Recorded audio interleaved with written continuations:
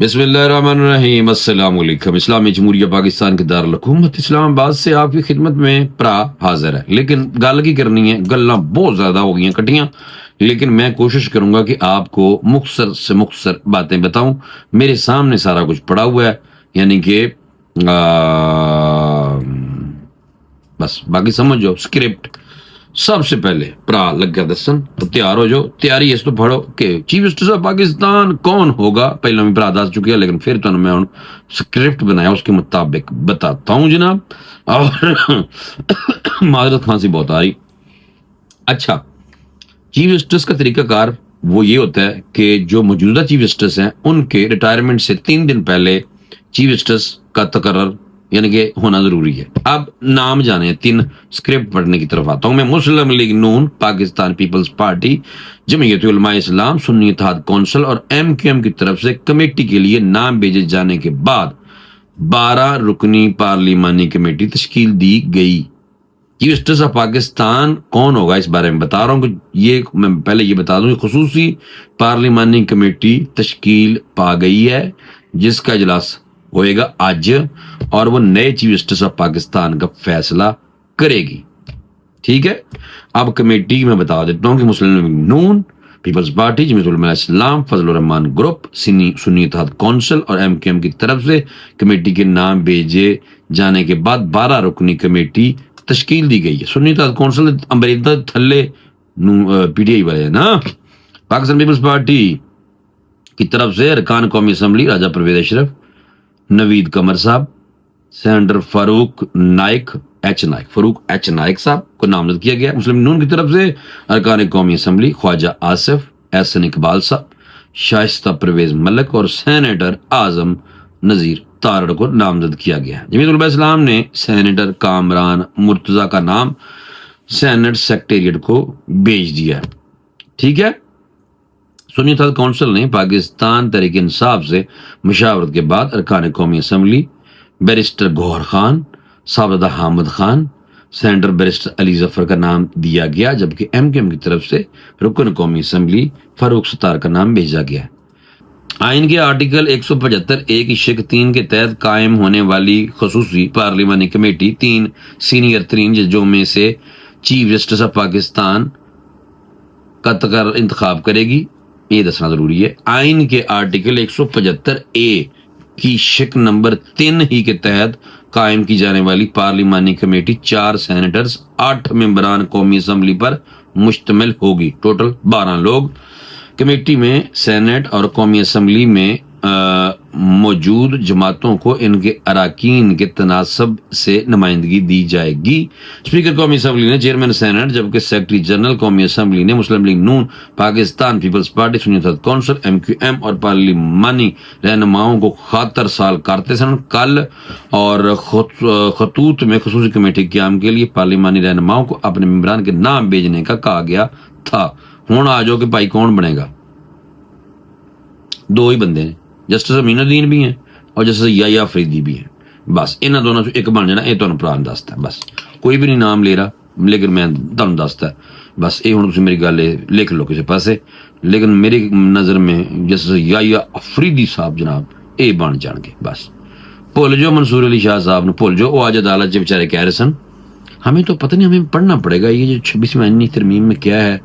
हमें तो ये भी नहीं पता कि हम कौन सा केस सुन सकते हैं, कौन सा नहीं सुन सकते। भाई चेक करो।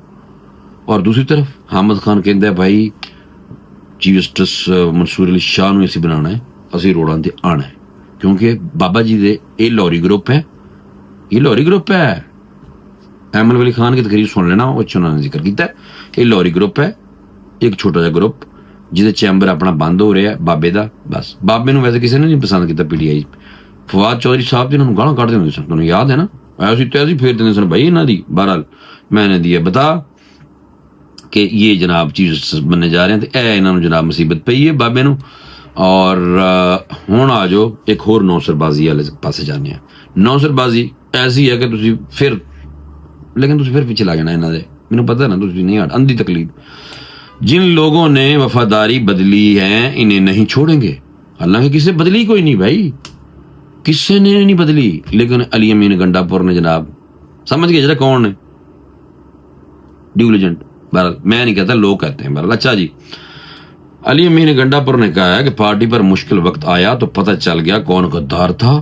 چیک کرو کون بزدل تھا اور کون نظریاتی. جن لوگوں نے وفاداریاں بدلی ہیں انہیں نہیں چھوڑیں گے. خیبر پختونخوا اسمبلی سے خطاب میں علی امین گنڈا پور نے کہا جن لوگوں نے بھی وفاداریاں بدلی ہیں ان کے نام آج رات تک ساڑھے کو آ جائیں گے, یعنی کل رات. انہوں نے کہا کہ ایسی حکومت نے عدلیہ پر حملہ کیا جس کے پاس جائز مینڈیٹ نہیں ہے. مرضی کے بندے بٹھا کر فیصلے لیں گے تو ادارے آگے نہیں بڑھیں گے. سب تو پہلو انٹرا پارٹی الیکشن کے حوالے سے گزشتہ رات سب سے پہلے پی ٹی آئی نے جناب درخواست پائی ہے, اور 2-3 درخواستوں پہلے عمران خان بھی یہ کام کردا رہا ہے. تو جناب تھوڑا کہاں چٹا ہے, تسی انہاں دے پھر بھی تقلید کرنی ہے. حالانکہ 26ویں آئینی ترمیم کے تحت کل سینیٹر علی ظفر صاحب نے اور حامد خان نے دونوں نے چیف مسٹر کے سامنے کیا کہ یہ 26ویں آئینی ترمیم کے تحت تو اسی یہ ہن آئینی بینچ دے سامنے پیش ہوں گے. تو چیف مسٹر کہہ رہے ہیں سانوں تو پتہ ہی کوئی نہیں ہے بھائی اجے بھائی جان. پھر بھی نوسر بات چیک کرو, میں تمہیں پڑھ کے دسنا اور مزید اسکرپٹ بہت ٹائٹ لکھا ہوا ہے. اچھا وہ کہہ رہے ہیں بابا نہیں, علی امین گنڈا پر کہہ رہے ہیں جناب ایسی حکومت نے عدلیہ پر حملہ کیا جس کے پاس زیادہ مینڈیٹ نہیں. مرضی کے بندے بٹھا کر فیصلے لیں گے تو ادارے آگے نہیں بڑھیں گے. سر چیک کرو, علی امین گنڈا پور نے مزید کیا ہے کہ غیر آئینی ترمیم صرف اشرافیہ کو فائدہ دینے کے لیے کی گئی ہے, صرف اشرافیہ کو فائدہ دینے کے لیے کی گئی ہے. لیکن سپریم کورٹ میں کھڑے ہو کے گزشتہ دن انٹرا پارٹی الیکشن کے حوالے سے کیس میں علی ظفر اور حامد خان دونوں پی ٹی آئی کے لوگوں نے کہا ہے کہ چیف مسٹر صاحب 26ویں آئینی ترمیم کے تحت اس کیس نہیں سڑا سن سکتے تھے. اسی آئینی ترمیم آئینی بینچ کے سامنے ایک کیس لگے گا جی ہوں بس تھی رہن دو. بڑا صحیح طریقے سے کہا. تو چیف مسٹر نے کیا سامنے پتہ ہی کوئی نہیں.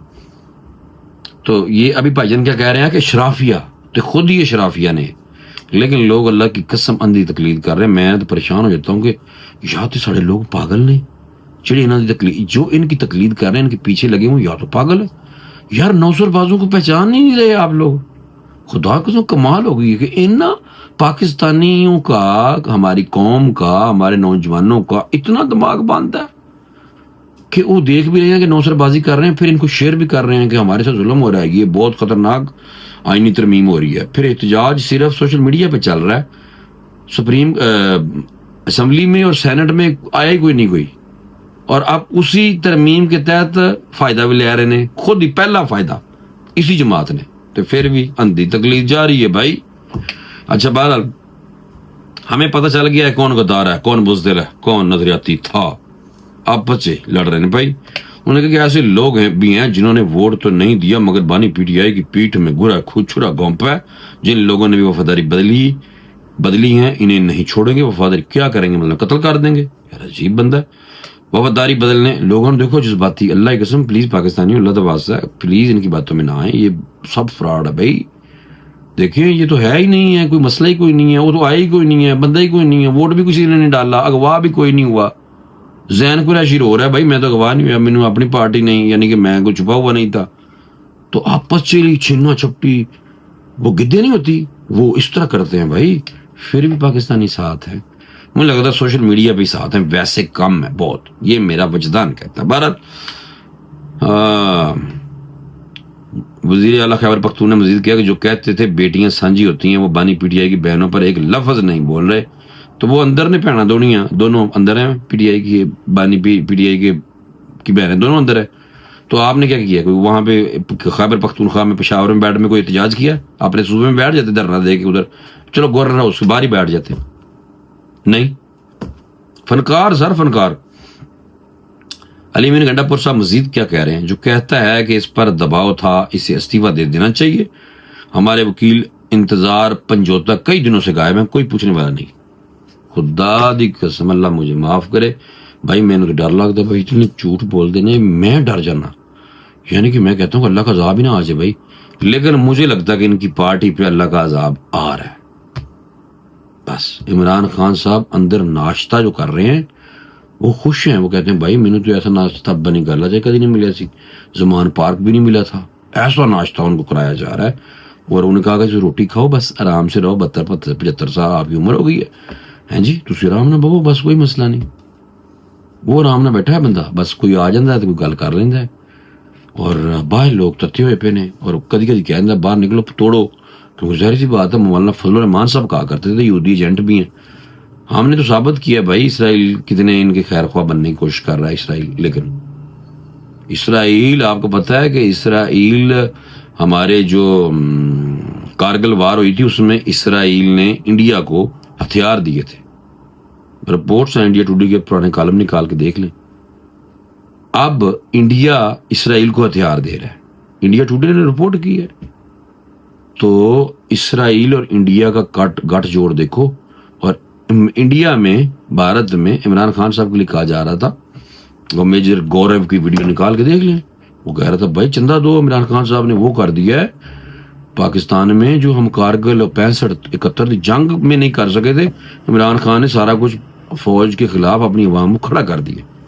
تو ٹھیک ہے, اگر آپ نے یہودیوں کا اور ہندوؤں کا, یہ جو انڈین ہے دشمن ملک, ان کا اگر اور ان کے گٹھ جوڑ والے لوگوں کے ساتھ اگر آپ نے اندھی تقلید کرنی ہے ان کی, تو بھائی آپ کی مرضی. سچ بہت مشکل ہوتا ہے بولنا, کیونکہ میں سچ بول رہا ہوں, مجھے اتنی کالیں آتی ہیں, لوگ گالیاں دیتے ہیں, پتہ نہیں کیا کچھ کہتے ہیں, میسج گندے کرتے ہیں. بھائی اللہ معاف کرے, مجھے لگتا ہے کوئی امریکہ سے یا انڈیا سے بیٹھے کرتے ہوں گے. واٹس ایپ کے نمبر پہ وہ نمبر تو آتا ہی نہیں ہے, یعنی کہ ایک عجیب سے نمبر آتے ہیں, کسی دن دکھا دوں گا آپ کو. لیکن بہرحال ہم نے ڈرنا نہیں, ہم نے سچ بتانا, جو مرضی ہو جائے جان اللہ کو دینی ہے. یہ مذاق نہیں ہے, وہ مذاق دینے والے صاحب اور تھے. ٹھیک ہے نا.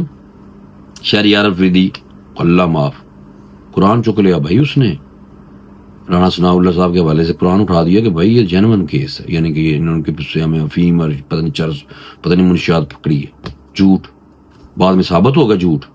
لوگوں نے معافی مانگ لی اس پہ, کہا بھائی جھوٹ تھا, اپنے بندوں نے. تو وہ بندہ قرآن بھی اٹھا رہا تھا, جان اللہ کو دینی ہے, ایسی بات ہے. لیکن الحمدللہ رب العالمین ہمیں اللہ سے ڈر لگتا ہے, کیونکہ اللہ سے خوف خدا یعنی کہ ہونا بہت ضروری ہے انسان کے اندر. جب انسان کے اندر خوف خدا ہوگا نا تو پھر جھوٹ نہیں بولتا. بس سچی باتیں براہ نے دسنیاں سن, وہ میں دیتی ہیں تمہیں 10. مینوں اجازت دیو. اللہ حافظ.